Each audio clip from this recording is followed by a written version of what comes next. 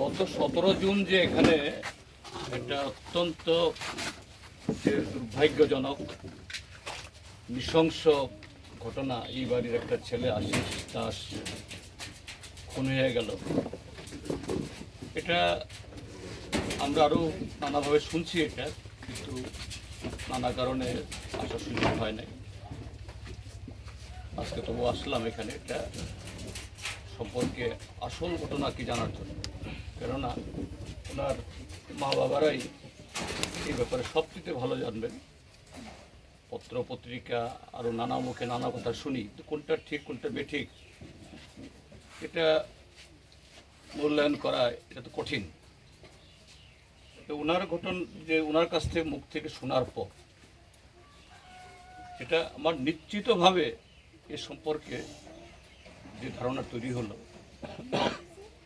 যে অবৈধভাবে আমাদের রাজ্যে কিছু লোকের হাতে যে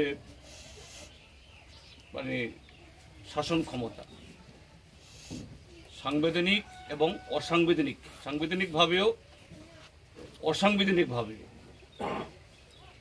আর সেই ক্ষমতার জোরে কত তাড়াতাড়ি বড় লোক হওয়া যায়, অন্যের সম্পত্তি দখল করা যায়,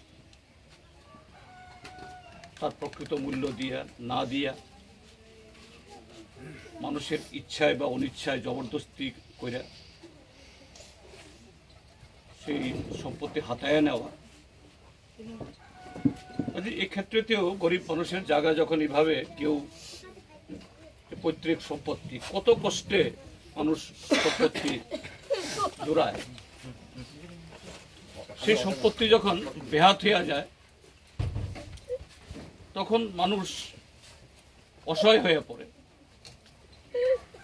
তিনি এটা বলছিলেন যে কেন আশিস দাস তার এই পুত্র এইভাবে অকালে তার প্রাণ জড়ে গেল, এবং এই ঘটনার পিছিয়ে এই কুশীলব কারা হতে পারে।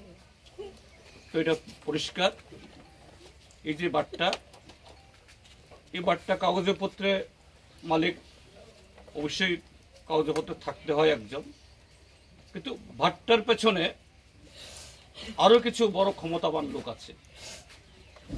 সেই ক্ষমতাবান লোকদের অতি লোভে সমস্ত সম্পত্তি গ্রাস করার যে উদগ্র চেষ্টা, তার বিরুদ্ধে উনি দাঁড়াইছেন ওনার প্রাপ্য এই জায়গার মূল্য পাওয়ার জন্য, লিজের টাকা পাওয়ার জন্য। তার ছেলে হিসাবে আশিস দাস প্রতিবাদ করছেন, আর এই প্রতিবাদের জেরে তাকে জীবন দিতে হইল। যাই হোক, পুলিশ চক্ষু লজ্জায় হইলেও লাশ হওয়ার প্রায় 2 দিন বাদে, না 3 দিন বাদে কিছু লোককে গ্রেপ্তার করছে, কিন্তু প্রকৃত যে এই ঘটনার পেছে অপরাধী, মূল অপরাধী এখনো আড়ালের বাইরে, এই ইয়ার বাইরে। পুলিশ তাদের ইয়েও ছুঁইতেছে না, ধারে কাছেও পুষতেছে না। আমরা আসলাম, যারা ধরা পড়ছে তাদের মধ্যে যদি অপরাধী থাকে অবশ্যই শাস্তি তাদেরও হোক, আর যে মূল অপরাধী যার অঙ্গুলি হেলনে ঘটনাগুলি ঘটছে তারাও যাতে ধরা পড়ে, তার জন্য সামগ্রিকভাবে আমরাও সাধ্যমতো আমাদের ক্ষমতা অনুযায়ী আমরা চাপ সৃষ্টি করব। আপনাদের কাছে আবেদন থাকবো, এখানে কোনো পার্টির প্রশ্ন না, দল মতের প্রশ্ন না, এটা একটা জীবনের মূল্য,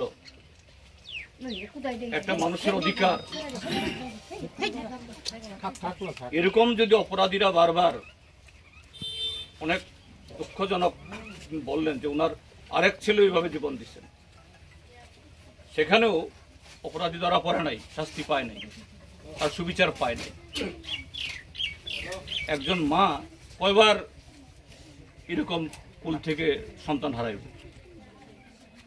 কাজেই এটা না হইলে পরে আগামীকাল আপনাদের কুলের সন্তান কোন দিন কোন জায়গাতে কায়রা নিয়ে যাইব ঠিক নেই। কাজে আপনাদের সবাইকে বলবো, এটা দলের প্রশ্ন না, মতের প্রশ্ন না। একদিকে অপরাধী আর একদিকে হলো নিরপরাধ নাগরিক। নিরপরাধ নাগরিকদের জীবন মান বাঁচার অধিকার যাতে সুরক্ষিত হয় এবং সুবিচার পায়, আপনারা সবাই দলমত নির্বিশেষে ঐক্যবদ্ধ থাকেন।